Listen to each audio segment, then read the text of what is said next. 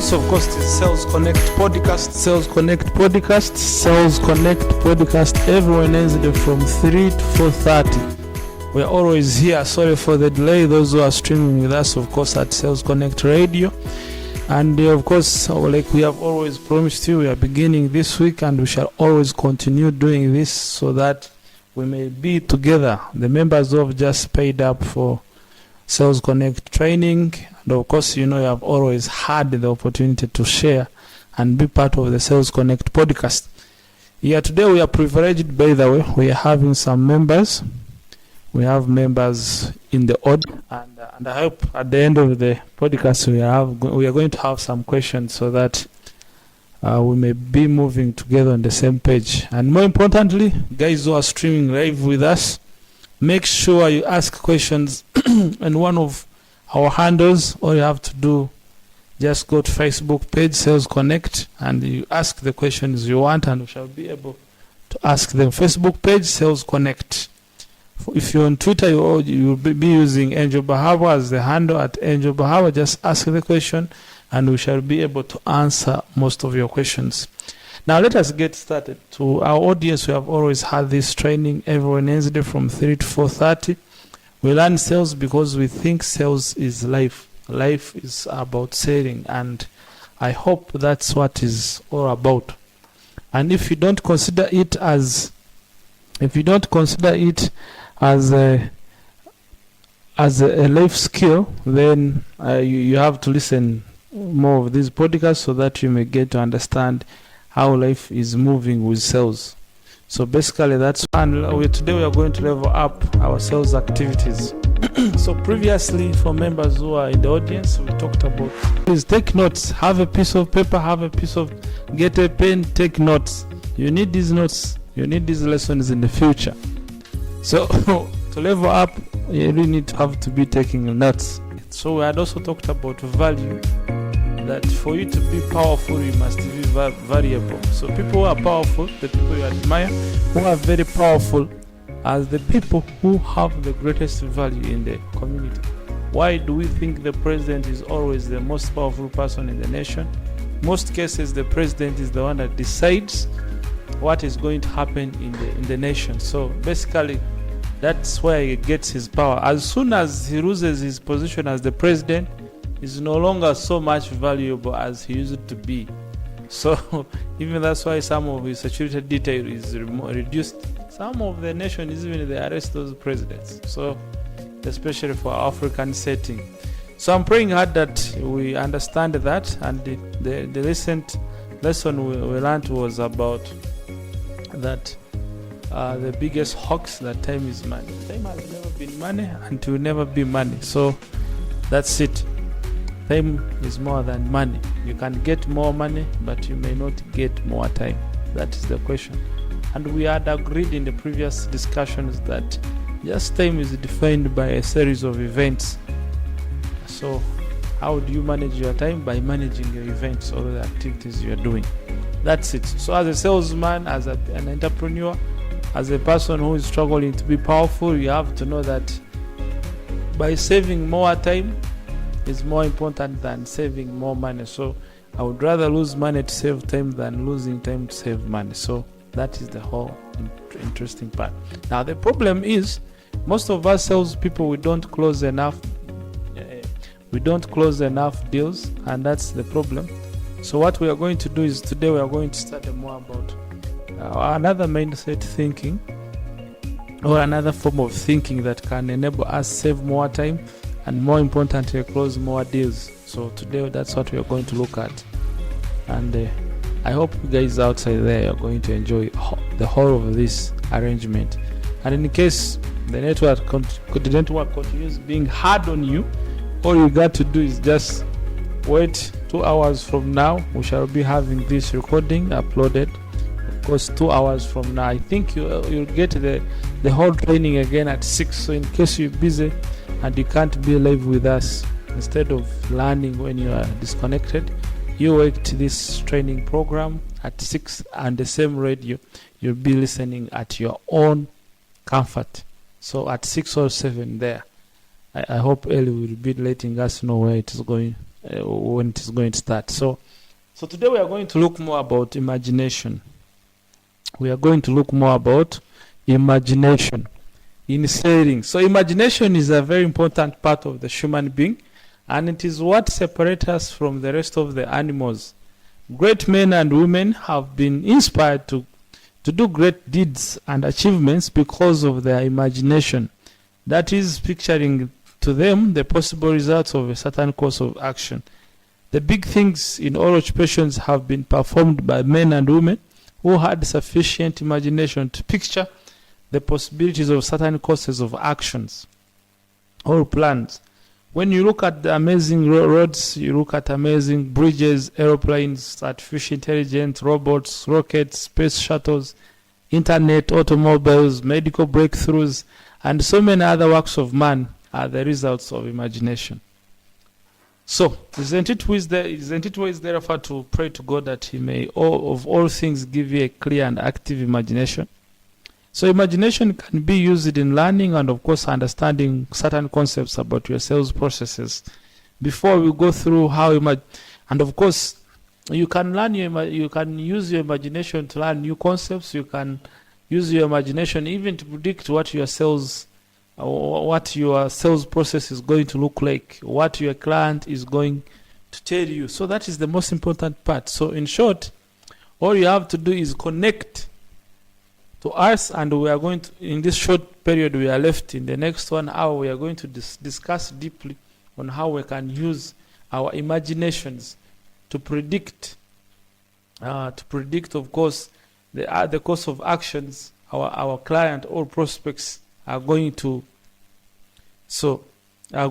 actually make it. So in short, all we are requiring of you is that you have time and we discuss with you. So imagination in deep is that when you look at the amazing work of man, when you look at those things you look at and you're like, wow, this is wonderful, just know that some men or women sat down and imagined it, and that's how it looked like. So in short, I can use a great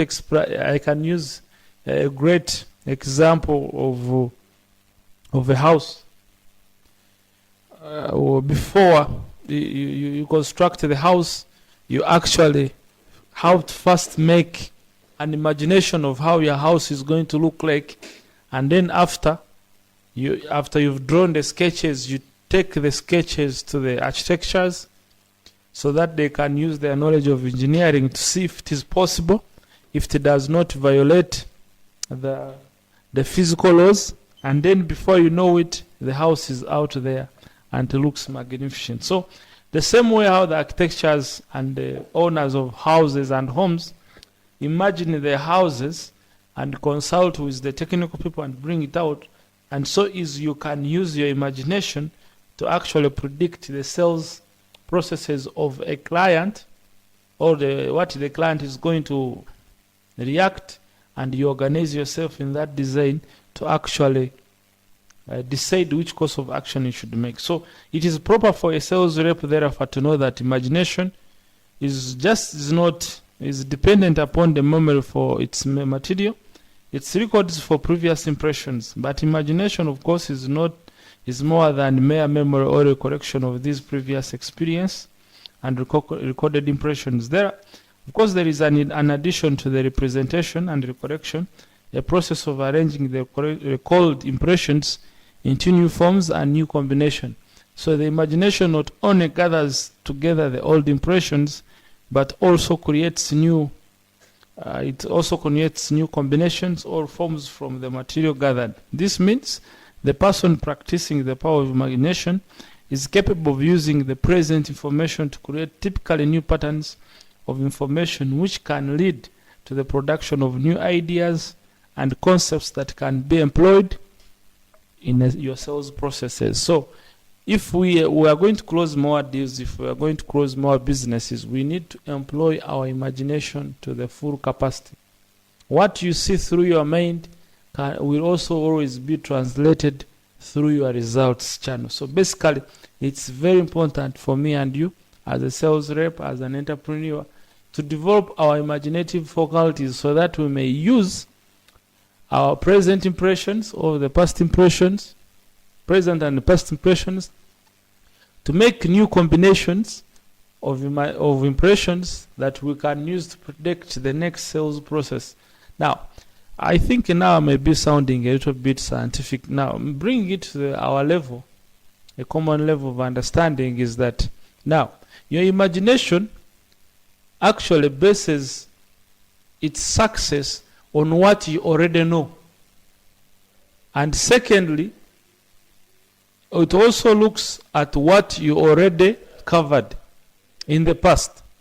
And it uses your past, your present, it uses your past, your present, to create new impressions or new patterns that we can use to actually predict the next move we can make. So basically that's what makes it the most powerful focus. In fact, Albert Einstein said imagination is more important than intelligence. So imagination is more important than intelligence. That is the most important aspect. If great minds like Albert Einstein says that, who is you and me who cannot really spare time to develop our imaginative faculties? Now, as we are saying, if I'm going to talk to a client X, what am I supposed to do? The first question is, do I know enough about a client X? Am I in the know of what the client is going through?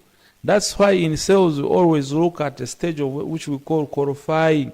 Qualifying and prospecting is all about gathering information about the prospect. So before you start talking to me, especially when I'm a prime client or a premium client where you have to sell me products more than 1 million, and a client that you can who can separate his money, especially more than 1 million, I consider him a prime client. Someone giving you 1 million for your product or service really is worth respecting. So what do I have to do? If I'm going to talk to client X, let's call him John, and maybe he has a hotel and we want to develop him a better program or system that he can use to run his hotels in a better way. So the first question I need to know is, what is John going through? So that information gathering enables me to understand the situation or the stage my prospect is on. So in short, what I'm trying to say here is that you have to make research about your prospect. You need to make research about your client, the would-be client. You need to know what are his weaknesses and what are his strengths. That is what we call the past or present impressions or data. Now, once you know what he's going through, so the next move you can do is to know what he would want to go through. And unfortunately, most clients don't know the next steps they want. Some know, but most don't know. And even those who know, sometimes they are limited with their knowledge. So basically, as a salesman or as a business person who wants to sell your product to a client X, whom we've called John, you need to know what he's going through. And again, you also need to know what he went through. So that now that you know what he went through and what he's going through, now you can sit down and use your imagination or your imaginative faculty or imagination faculty now to determine the course of life your client would want to go through. And in most cases, your client will want more sales, you will want more visibility, you will want more production, the cheap way of producing his goods and services. He would want his team to be more effective, but now basing on his past activities and the present activities, the information you've gathered, now you can stand firmly and start using imaginative faculties to actually predict the next course of action he would want.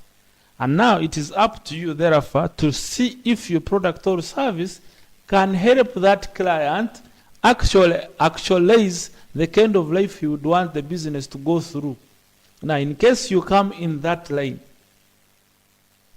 he will have to give you the money. So in short, that's what we are trying to say. How can you use your imaginative faculty to actually easily close more deals?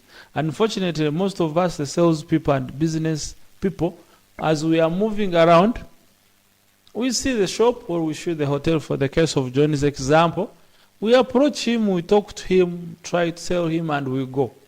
Other than first gathering information, studying his past, studying his future, and then start seeing if your product or service can help him achieve his desired results. That is all about sales. So in short, in summary, what I'm bringing to our attention is you need to know what the client has gone through, what the client is going through. Create time to use your imagination to see the kind of life your client would actually aspire to.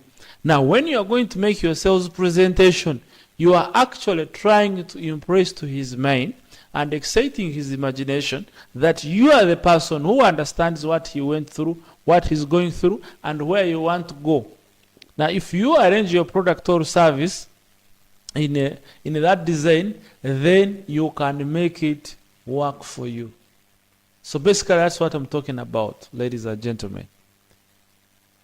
If I can repeat, if you have a client, especially for prime clients, someone who is going to pay $1 million and above, I'm not saying someone who is going to sell rice really 2 kilograms. If you're going to sell rice, tomatoes, onions in small quantities, 1,000, 3,000, 10,000, you really don't need, all you need is to be in the right place where the many people are, and they will come looking for you, and they buy. So, but if you are selling a premium product like we are selling here at Sales Connect, you really need to study your prospect. Like for example, we are selling great, amazing websites, we are selling applications, we are selling mobile applications, we are selling desktop applications for our clients, and of course we have ISSB blocks, of course the kind of blocks and bricks that you don't need to use to burn, which you also need to use a lot of mortar. Now, you cannot say someone give you 20 million to construct his house using your latest technology when you've not understood what he has been going through, what he is going through, and where he wants to go. And in that case, you've not even studied whether your product or service is ideal to aid him to go where he wants to go. And that's why we normally not close more deals. We are always in a hurry to close deals, and we end up closing none because we don't spare time to study the past of our prospect. We don't take time to gather information on the present activities of the prospect. And at the end of the day, even we don't create time to use our imagination in line to our client. If the client has been going through this, and he's going through this, would he really need a website? The question would be, if I'm selling a website to, let's say, the Hotel X of Mr. John, X Hotel, I would want to know what are his current clients. Is he getting national clients or is getting international clients? What are the kind of clients he's getting if they are national? Are they the most educated clients or they are the least education clients? Are these people, the clients, are they highly educated that they would really first look on the website before they choose which hotel they should use? How are they getting clients? Is the manager going looking for clients or they are coming? Are they having any marketing program or they don't?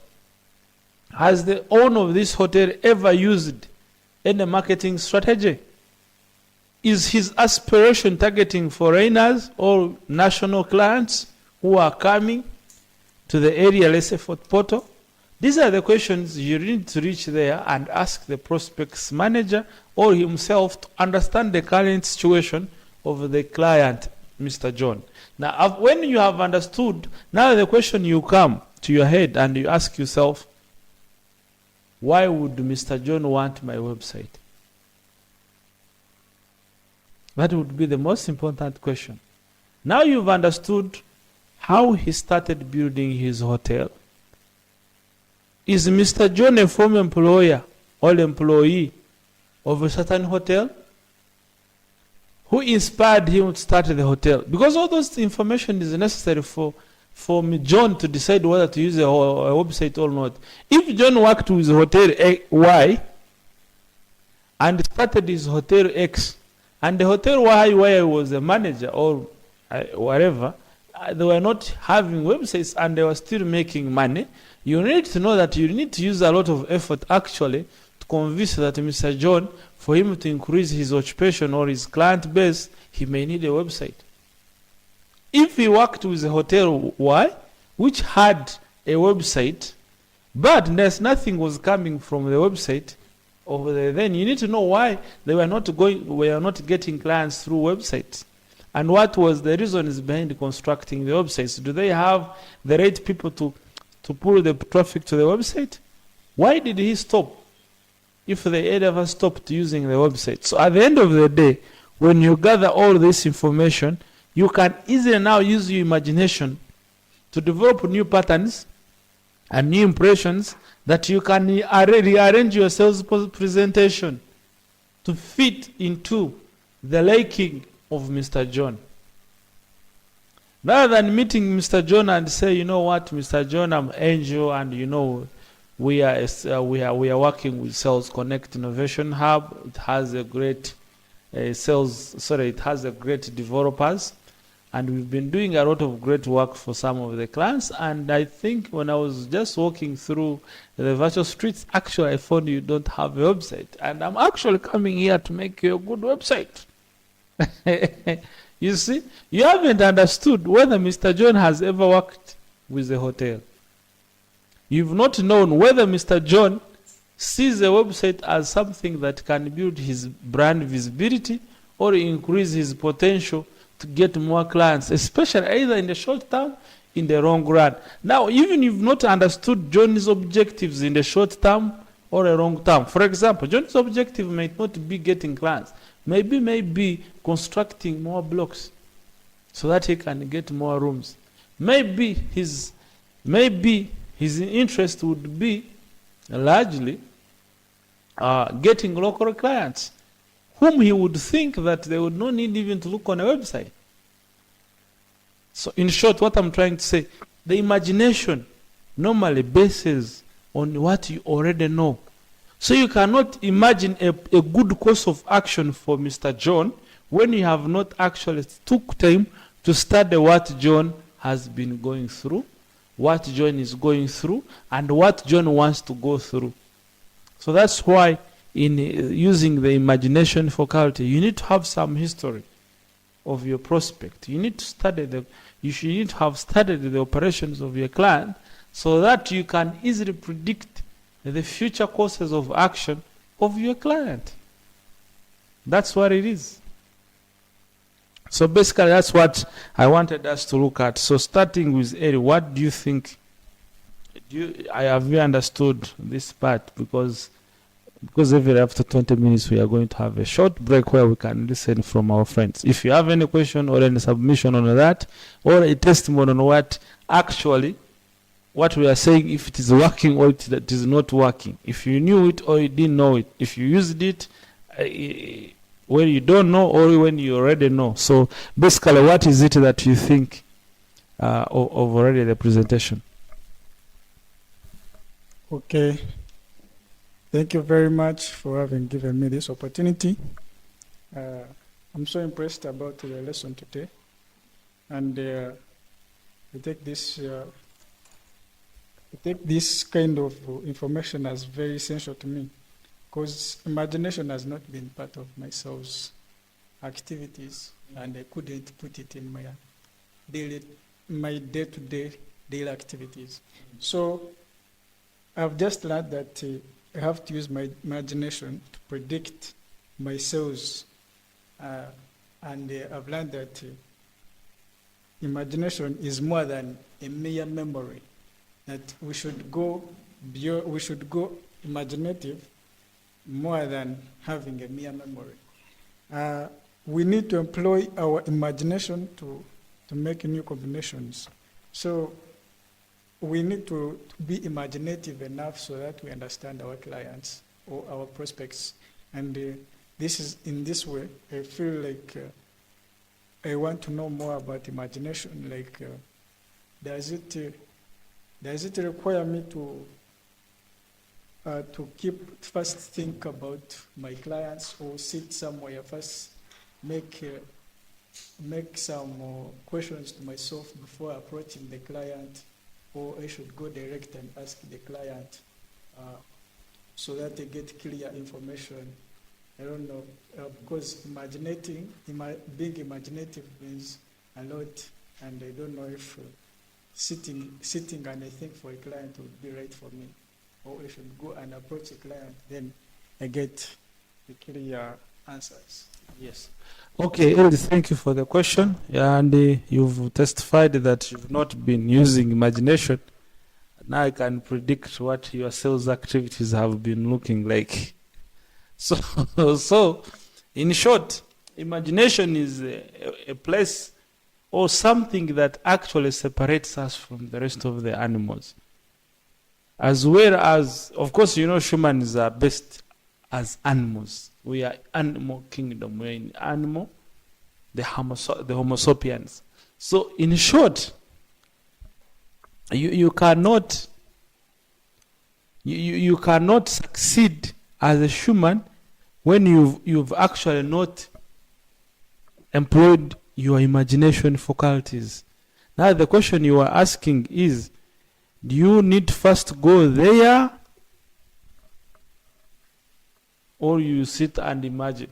Now when you've done a lot of sales, if you've done some good numbers of sales activities, naturally as human beings you always do imagination. I want to disagree that you've never imagined. You want to say, before you meet a client, your mind has never tried to take you in the future, even trying to reflect on what the conversation is likely to be.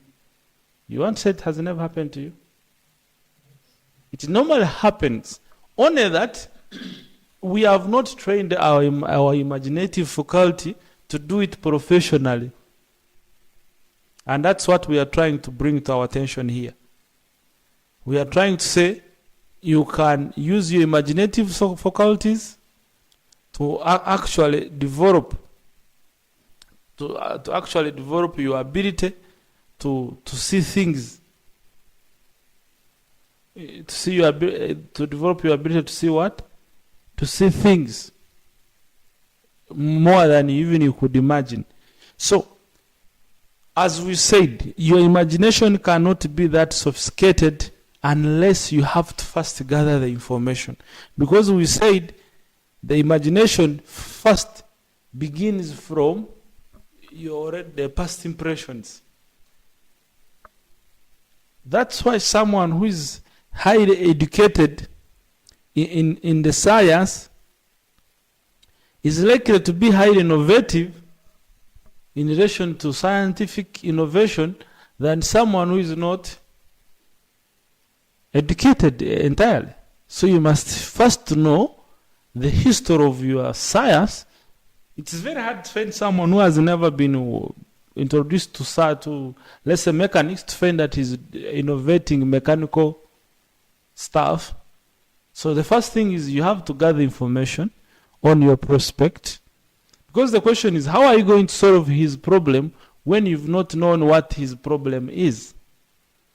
How are you going to help him achieve his ambition when you have not known what his ambition is? And how do we know his ambitions? We know his ambitions by first studying his past ambitions. Because all of us at the age where we are, it is a product of our past aspirations, our past activities.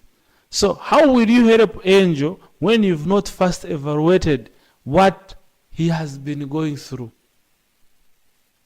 And how are you going to help me achieve my goals, achieve my ambitions, or solve my problems, when you've not first analyzed what I'm going through currently? Even if I don't tell you where I want to go, if you study what I went through, what I'm going through, you can easily use your imagination to actually know where I'm going to go. Hopefully that one is clear. So it's better if you've done your prospecting right, that is, you've done the other part of information gathering. But sometimes when a client is going to give you 2 million, 1 million, 5 million, 10 million, 20 million, you don't expect him to actually instantly make that decision. And sometimes I wouldn't expect you to instantly present you to make a sales presentation to him. Hopefully that makes sense. If someone is going to part with 1 million, 1 with 6 zeros, it's going to be dangerous of you to attempt to close the deal on the first meeting. Remember, there is a newness objection. He doesn't know you. He wants to see how legal. I think some of the clients were asking you, how legal are you? How authentic? Yes, I know, I've seen what you're doing, you are right. But the question is, how do I trust you with my money? You get? Because maybe the first instant you made a sales presentation to him. And remember, we shared that 90% of the clients are what we call the prospects. The warm prospects or buyers in heat, it's only comprises of 6%. People who you will say, you know what, I'm from Sales Connect Innovation Hub. We do a great, highly converting, fast websites. It's like, wow, I've been looking for you. Stop. How much are you charging? Okay, let us start tomorrow. To be honest, 6%. But the rest of the 90%, you really need to walk with them through a sales process. You need to gather the information about them. You need to know. You can even gather information from their competitors. Because now how are you going to persuade him to buy a website when his competitors are not investing in the website?